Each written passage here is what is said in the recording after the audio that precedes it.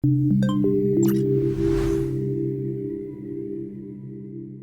hi everyone, I'm Jamie. I'm a forester.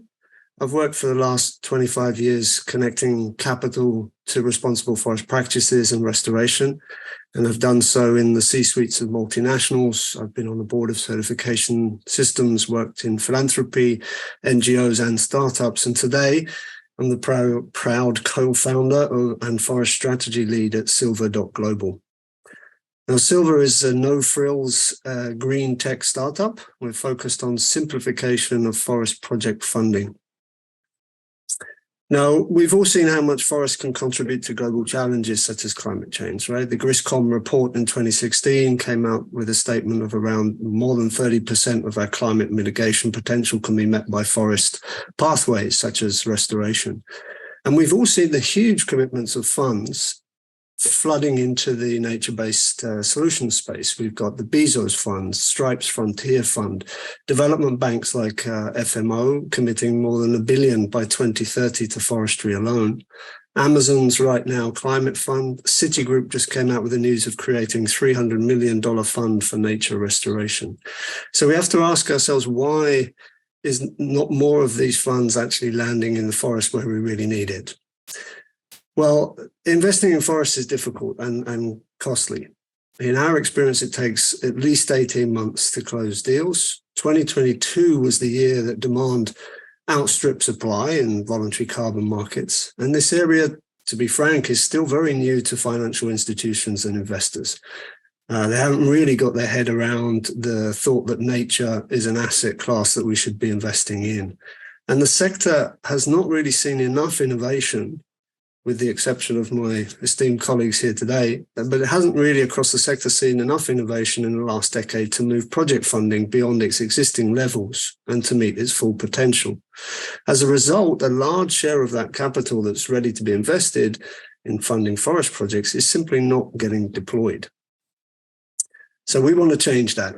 At Xilva, we're automating and speeding up the sourcing of projects. We're using data management to improve project assessments, and we're helping structuring projects to meet the finance needs. We're doing all of that on a digital platform that serves the requirements of the financial world, but also acts to empower projects to scale. Okay, but how does this work? Well, most approaches to date work from the forest up, which seems logical, right? Here's what we have. Here's a forest.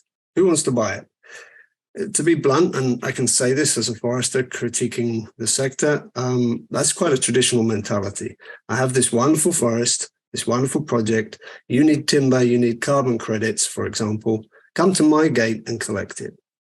That's simply not working today, and we need to catch up to the market. Forest projects need to get far more savvy about what capital providers actually need. So Xilva works backwards from the funders' requirements. These are complex and they need very good market intel.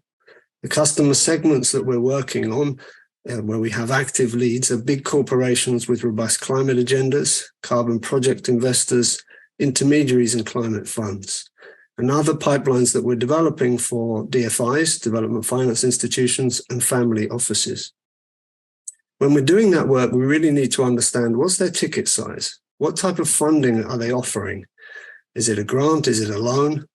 Do they need carbon or not? Do they have other parameters that they use as their KPIs, key performance indicators? We then need to make sure that all their due diligence, the policy requirements are registered and that they can be met by the projects, such as ESG requirements, labor policies, specific certificates that they may need in place like FSC or Vera, biodiversity frameworks, and their reporting requirements. Once we know the funders' needs, we onboard projects in order to try to make a match. Now, project onboarding and assessment is all about data. Over the past 30 years, forests have really undergone an increasing levels of scrutiny with audits, certificates, satellite monitoring, drone flyovers, citizen science, watchdogs. Xilva tries to tap into all of those sources and adds that to the forest project developer's own documentation in order to generate a full picture of what's going on under the canopy. In this way, we can build on the advances to date. For example, we can draw on openforestexplorer.land. We can access Restore's great mapping and data information. And we work with the systems that are already accepted as the norm, certifications and audits, for example, and we cross-reference key claims with those external independent sources. We use all of that data to apply what we call Xilva Grade. This is our proprietary forest evaluation methodology. We offer this to stakeholders along the whole value chain, investors, project developers, and corporate buyers. It analyzes project implementation. It is not a carbon rating. We can incorporate ratings from other platforms such as Calyx.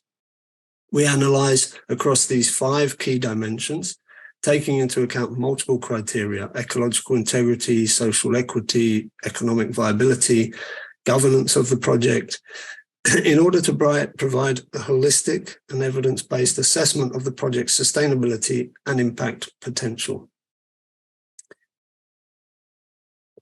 Now, with Xilva Grade, businesses can access all that data they need to invest with confidence in the forest projects and deliver on their sustainability goals.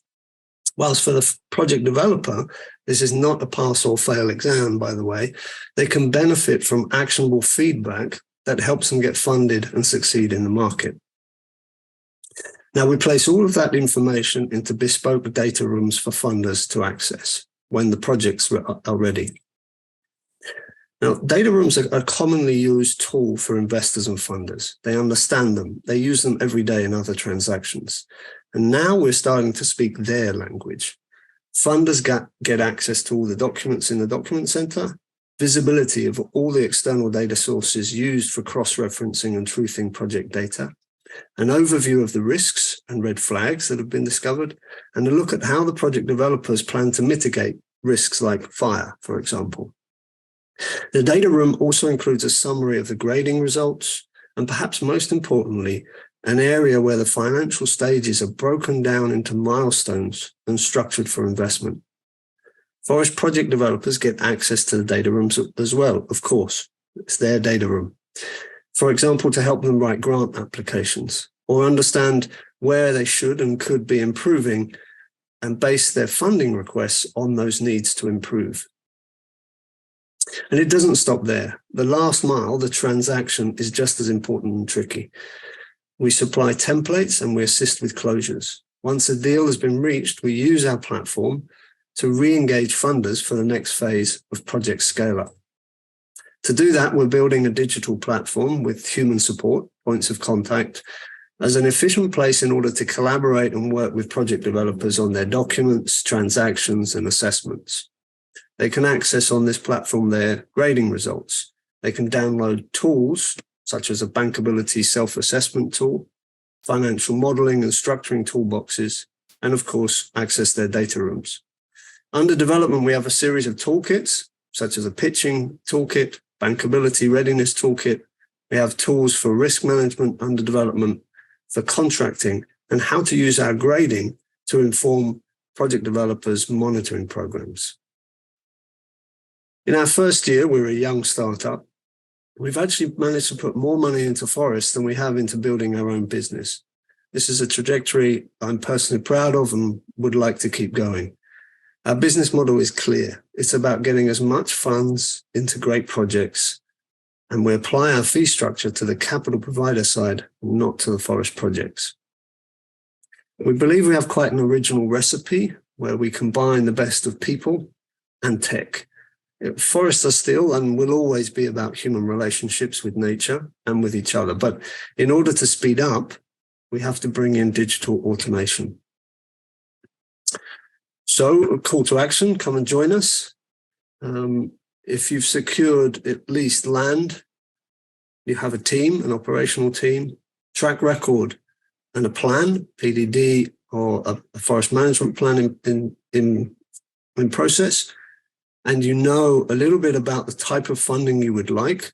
Would you prefer a grant right now, a debt? What are you looking for? Get in touch. Here's an example of what you might expect us to ask for you, the request for data we would send to you to get your project assessed and onboarded. We're clear about the stages of the onboarding process, from data gathering phase all the way through to hopefully successfully funding.